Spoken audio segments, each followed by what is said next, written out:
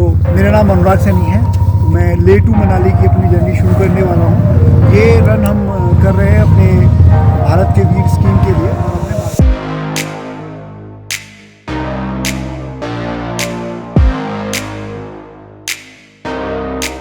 इसकी शुरुआत हमारी हुई है 21 अगस्त को देहरादून से हम चले हैं और दिल्ली होते हम लेह पहुँचे बाई एयर 22 तारीख को। वहाँ पे रुकने के बाद हमने 5 दिन एक्लेमेटाइज़ किया है। तो 5 दिन का टाइम कम से कम 5-6 दिन आपको लगाने ही पड़ते हैं उस मतलब इन्वायरमेंट में ढलने के लिए, ताकि हम वहाँ पे रन कर सकें, वॉक कर सकें, दौड़ सकें। 27 तारीख को हमने सुबह 6:19 पे इसको स्टार्ट किया और ऑल इंडिया रेडियो के प्रोग्राम एग्जीक्यूटिव हैं, उन्होंने फ्लैग ऑफ किया है स्टेज।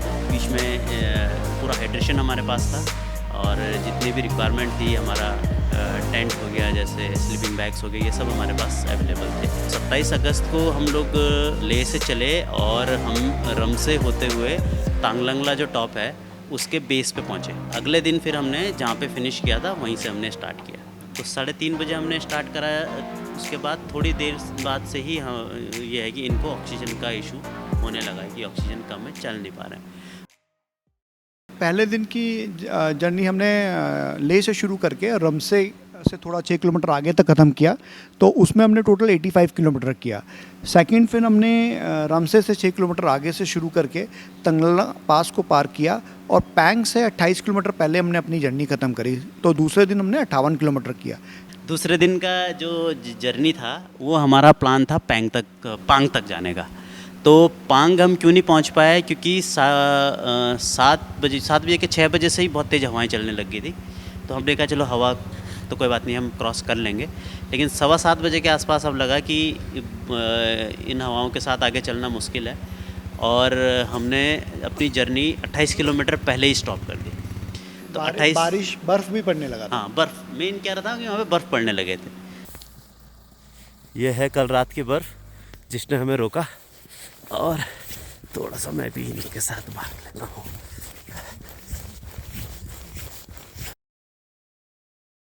थर्ड डे आ गया था हमारा, ये थर्ड डे आ गया। तो 3:30 बजे हमने स्टार्ट किया उस दिन भी, और हम रोज़ 3:30 बजे स्टार्ट करते थे। लेकिन उस दिन इनके साथ इशू क्या हो रहा था कि ठंड इतनी ज़्यादा थी क्योंकि रात को बर्फ़ पड़ी थी। अच्छा, हमें नहीं पता था बहुत ज़्यादा बर्फ़ पड़ी है रात को।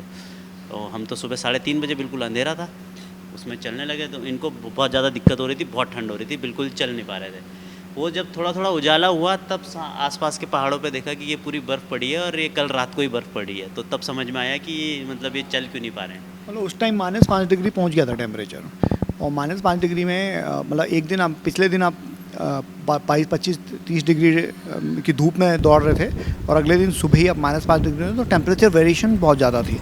तो थोड़ा मुश्किल हो रहा था, बट यही कि कंटिन्यू करते रहे, बिना रुके चलते रहे, तो वैसा।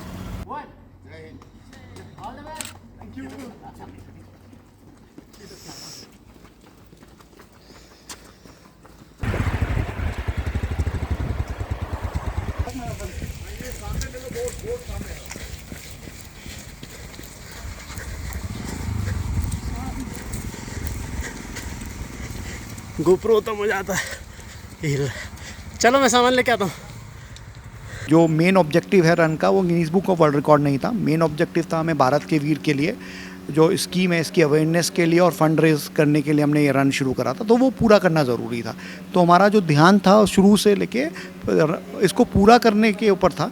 अगर उसके साथ रिकॉर्ड ब्रेक हो जाए तो अच्छी बात है, नहीं हो पाए तो कोई बात नहीं, बट हमारा जो मेन ऑब्जेक्टिव था भारत के वीर स्कीम के लिए अवेयरनेस पैदा करना, उसके लिए पैसा इकट्ठा करना, वो हमने किया। क्योंकि इसमें ये है कि एक सैनिक है जो पैरामिलिट्री फोर्स का हमारे लिए सीमाओं पे खड़ा है और उन सुरक्षा करते हुए कभी कभी उसको अपने प्राण भी न्यौछावर करते पड़ते हैं। तो ये हमारी सामाजिक और सामूहिक जिम्मेदारी है कि हम सब मिलकर उसके परिवार की ध्यान रखें, और इसी को ध्यान रखने के लिए गवर्नमेंट ने 2017 में भारत के वीर स्कीम बनाई थी। पर अभी 2018 पुलवामा तक काफ़ी लोग उसके बारे में जानते थे, काफ़ी न्यूज़ में भी आता था। अब वो न्यूज़ में नहीं आ रहा है, लोग भी भूल गए, तो उसमें फ़ंड कंट्रीब्यूशन बहुत नील हो गया था। तो यही मेरे को लगा कि एटलीस्ट अगर मैं कुछ लोगों को, कुछ 1000-100 लोगों को भी अवेयर कर पाऊँ तो मेरा काम हो जाएगा। क्योंकि अगर हम ये सोचते हैं कि मेरे करने से क्या होगा या ये मेरा कंट्रीब्यूशन बहुत छोटा है, तो हम उस काम को नहीं करते। पर मैं ये कहता हूँ कि भले आपका कंट्रीब्यूशन छोटा हो, भले मैंने 30,000 रुपये इकट्ठे करे, डोनेट करे आज, बट अगर हम सब छोटे छोटे छोटे कंट्रीब्यूशन करेंगे सब मिलके तो वो कंट्रीब्यूशन बहुत बड़ा हो जाएगा। तो यही इसके पीछे मेन मकसद था। मैं 4 साल से रनिंग कर रहा हूँ। पहले मेरा वेट 88 था, अभी 70 है। और इस रिकॉर्ड के अलावा भी 6 वर्ल्ड रिकॉर्ड मेरे पास हैं।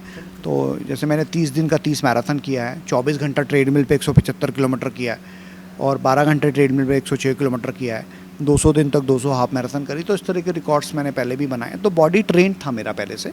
और ये हुआ कि दौड़ तो हम रही हैं, बट अगर हम किसी कॉज के लिए दौड़ें तो वो ज़्यादा अच्छा रहेगा।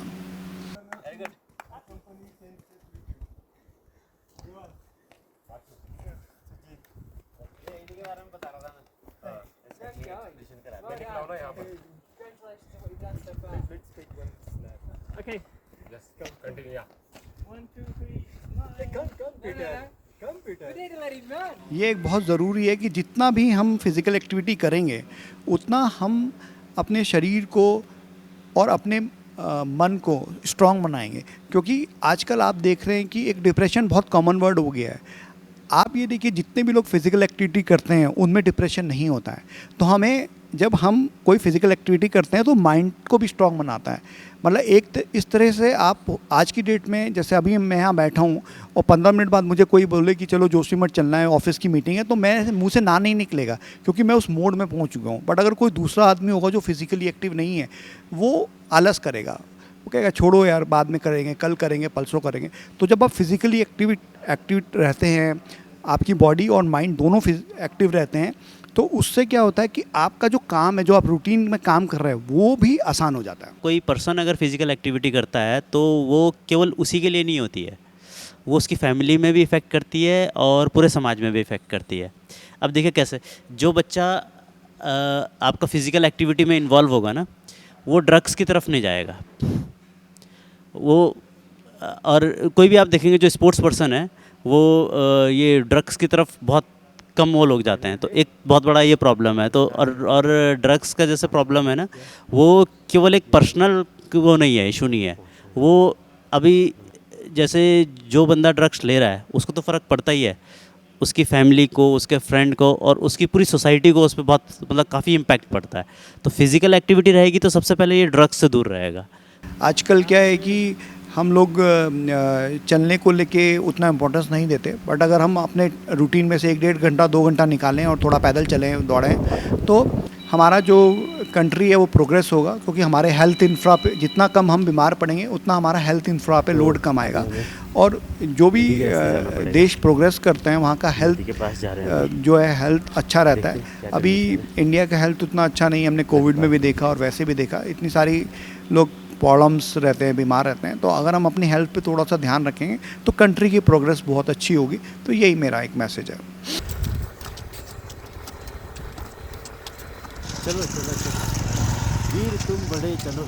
हम बोलते हैं ना कि हमारे पास समय नहीं है, तो समय बेसिकली जब भी कोई ऐसा काम जो आपके लिए बहुत इंपॉर्टेंट होता है ना, उसके लिए समय निकाल जाता है। तो मैं जैसे ही कहूँगा, जैसे आप कॉर्पोरेट लाइफ में हैं, आपके पास टाइम नहीं है, आपका पास फ़ोन आता है, तो आप कई बार घंटों फ़ोन पे बात करते हैं, 20-20, 25-25 मिनट फ़ोन पे बात करते। तो जब आपका फ़ोन आए तो आप थोड़ा सा बाहर निकल जाइए, ऑफिस में ही कहीं जगह बना के टहलने लगिए, तो एटलीस्ट आपका थोड़ा बॉडी मूवमेंट होता रहेगा।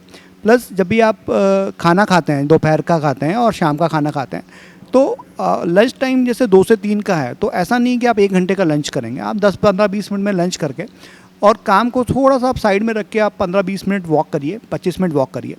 तो एक लंच के बाद खाने के आप आदत बना लीजिए कि 20 मिनट का वॉक करना है, और कोई फ़ोन आए तब आपको वॉक करना है। और रात में जब भी आप खाना खाते हैं, आखिरी मील लेते हैं, तो हमारे पास काफ़ी फुर्सत का समय होता है, बच्चे भी सो जाते हैं अगर जो मिडिल एज लोग हैं।